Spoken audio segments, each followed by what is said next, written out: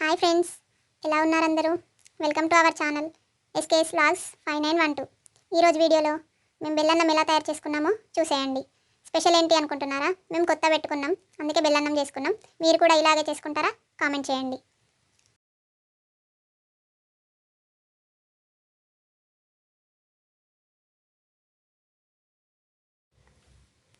కొత్త పెట్టడం అంటే ఏంటి అనుకుంటున్నారా? చెప్తా వినండి. ప్రతి 6 నెలలకి పంట చేతికి వచ్చాక వచ్చిన వడ్లను తీసుకొచ్చి దంచుకొని వాటితో దేవునికి నైవేద్యం చేసి పెట్టుకుంటారు.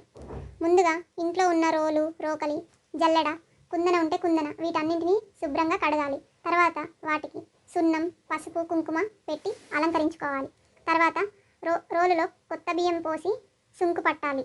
ఆ సుంకు పట్టిన బియ్యాన్ని దేవునికి నైవేద్యంగా మరియు కూరాడుకుండకి నైవేద్యంగా చేసి పెట్టాలి. అలాగే ఇంట్లో ఉన్న కూరాడుకుండను కూడా సున్నం మరియు కుంకుమ పసుపులతోని అలంకరించుకోవాలి.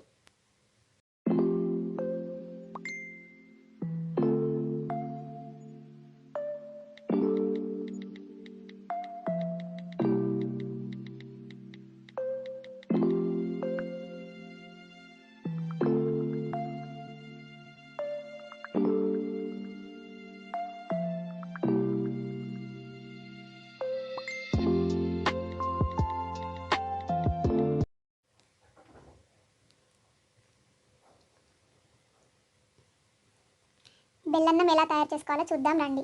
ముందుగా ఒక గ్లాస్ కొత్త బియ్యం తీసుకోవాలి. వాటిని 2 సార్లు బాగా కడిగి నాననివ్వాలి. తర్వాత ఇలా నానిన బియ్యాన్ని 1కి 2 గ్లాసులు ఎసరు పెట్టుకొని పొయ్యి మీద పెట్టుకోవాలి. మధ్య మధ్యలో అన్నం పొంగు రాకుండా చూసుకోవాలి. అన్నం ఉడకడం స్టార్ట్ అవుతుంది. బెల్లన్నం కొంచెం మెత్తగానే ఉడికించుకోవాలి. మధ్య మధ్యలో అడగంటకుండా కలుపుతూ ఉండాలి. ఇప్పుడు ముందుగా తరిగి పెట్టుకున్న బెల్లాన్ని 90% ఉడికిన అన్నంలో వేసి బాగా కలపాలి. బెల్లం మొత్తం కరిగే వరకు కలుపుతూనే ఉండాలి, లేదంటే బెల్లం అలానే కరగకుండా ఉండిపోతుంది. ఇలా బెల్లం మొత్తం ముద్దలు ముద్దలు ఏం లేకుండా కలుపుకోవాలి. తర్వాత కొంచెం అన్నం ఉడకనివ్వాలి. ఇప్పుడు కొంచెం కాచి చల్లార్చిన పాలు తీసుకొని కొన్ని కొన్నిగా వేస్తూ బాగా కలపాలి.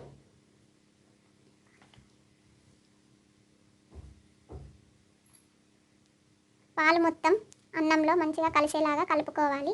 అప్పుడు అన్నం టెక్స్చర్ అనేది చేంజ్ అవుతుంది. మనం ఇక్కడ వీడియోలో చూడొచ్చు, ఒకసారి చూడండి.